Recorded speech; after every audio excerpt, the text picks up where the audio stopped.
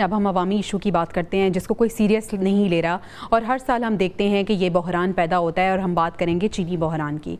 बहरान इस तरह से पैदा होता है कि पहले अनाउंस किया जाता है कि हमारे पास सरप्लस चीनी मौजूद है, उसको एक्सपोर्ट कर दिया जाता है, लेकिन उसके बाद इन्हें याद आ जाता है ओहो चीनी तो कम पड़ गई है, प्राइसेस इंक्रीज़ हो जाती हैं और उसके बाद चीनी इम्पोर्ट करनी पड़ती है। अभी भी यही हो रहा है।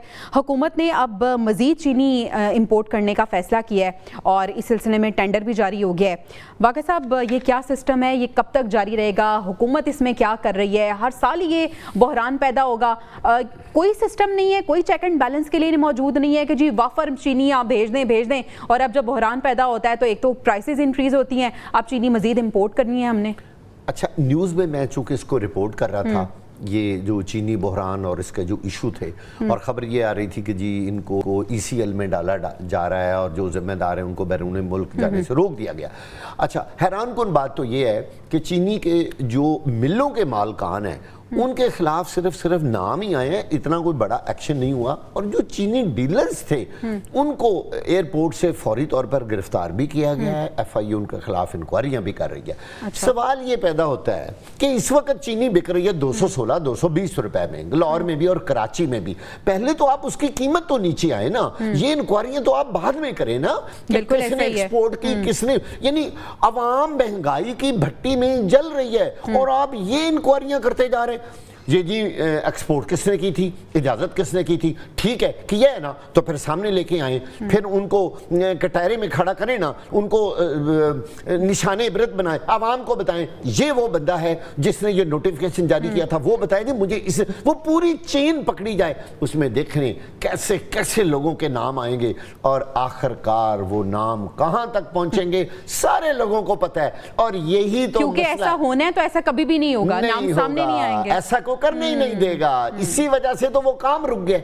जब इस तरह की इंक्वायरियां और इस तरह की इन्वेस्टिगेशन और जिम्मेदारों का तयन होने लगता है तो दरमियान में चेन तोड़ देते हैं। बिल्कुल ऐसा ही है। नो, इसमें तो बड़े बड़े लोगों के नाम आ जाएंगे। ओ भाई, आप इंपोर्ट एक्सपोर्ट हो गई, इंपोर्ट हो गई, छोड़े, चलो वो करते, लोगों को बताएं अब आपने उनका मदावा तो फिर ये जो अब मदावा क्या है, और दूसरा ये जो कार्रवाई हो रही है, मीर साहब ये कहना गलत नहीं होगा कि ये तो फिर बराए नाम कार्रवाई हो रही है, सिर्फ अवाम का मुंह बंद कराने के लिए?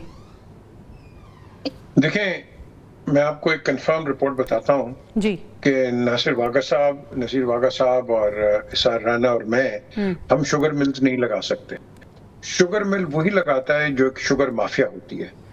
और जो इसकी जो सबसे बड़ी प्रॉब्लम है, जब आप कह रहे हैं कि हम इंपोर्ट करेंगे, जब कटौती होती है तो किसान के ट्रॉलर्स जो होते हैं ये शुगर मिल्स के बाहर लंबी लाइनों पे खड़े होते हैं। इनसे गन्ना क्यों नहीं लिया जाता? ये उस वक्त गन्ना लेते हैं जब वो सूखने पे आता है और कौड़ियों के भाग गन्ना लेते हैं और उसको फिर होल्ड हो जाता है। ये जब ये होल्ड होता है तो आपका जो किसान है, instead of going into wheat या गंदम, वो मजबूर हो जाता है दोबारा गन्ने को उगाने के लिए। एक तो ये सबसे बड़ा आपका माफिया है वहां, वो प्राइसेस कंट्रोल कर लेते हैं कि कितने की लेनी है, हालांकि एक फिक्स प्राइस है गवर्नमेंट की, लेकिन उस तरह नहीं होता है। ये जो होल्डिंग है, सबसे बड़ी प्रॉब्लम यहाँ है। आपको इंपोर्ट की क्या जरूरत है? आपके पास यहाँ इतनी शुगर मिल्स हैं, तो क्या आपको फिर भी इंपोर्ट की जरूरत है? तो समथिंग इज रॉन्ग समवेयर ना। तो क्यों नहीं इस पर इन्वेस्टिगेशन होती है? आप पकड़ते हैं कौन लेके, ओ भाई तुम कैंसर को पकड़ो कि तुम्हारी ये जो शुगर मिल्स के अंदर से ये शुगर जाती किधर है, इसको होल्डिंग कौन कर रहा है, अवाम को आती क्यों नहीं है? और ऑल ऑफ अ सडन आप देखेंगे कि आपके पास ये मार्केट में पहुंच जाएगी। ये क्यों? क्योंकि इसके अंदर लोग पैसा कमाते हैं। जिस तरह पेट्रोल 7.5 रुपया बढ़ गया ना, बिल्कुल इसी तरीके के साथ आप ये जो और ये अभी जो आपका जो पंप वाले हैं, एक दिन में 30 रुपए का बेच रहे हैं, एक दिन में 60 रुपए का बेच रहे हैं। वो जो डेफिसिट है वो कौन कमा रहा है, जरा बताओ। बिल्कुल मुझे बता देना। मीर साहब बिल्कुल दुरुस्त करें। सर साहब, रूट कॉज को पकड़ना, उसको डायग्नोस करना और वहाँ तक पहुँचना क्या इतना मुश्किल है?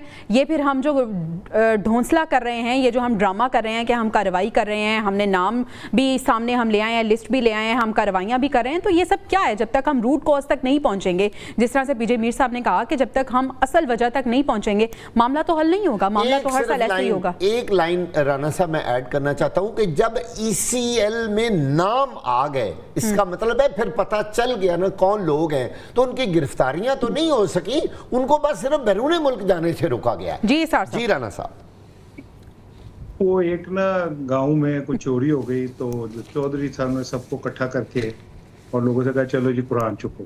तो सबने कुरान चुक लिए। तो फिर एक मेरे जैसा माड़ा था, उन्होंने कहा चोई साहब तुसी भी चुको। तुसी भी चुको। चोई साहब कहाँ से उठाते कुरान, चोर तो वो खुद है। मेरी मिले हैं 11 अरब रुपए जहांगीर तरीन ने कमा लिए, शहबाज साहब की 4 मिले हैं, जरदारी की 6 मिले हैं, हुमायूं अख्तर की मिले हैं। तो पहले तो ये खुद ही नाकाम लोग हैं कि तुम्हें मिले रख के भी तुम पाकिस्तान में चीनी का बुरान हर साल पैदा कर देते हो। पहले तो इन मिलों को बंद कर देना चाहिए जो हमारे पाकिस्तान के मसाइल को हल नहीं करती।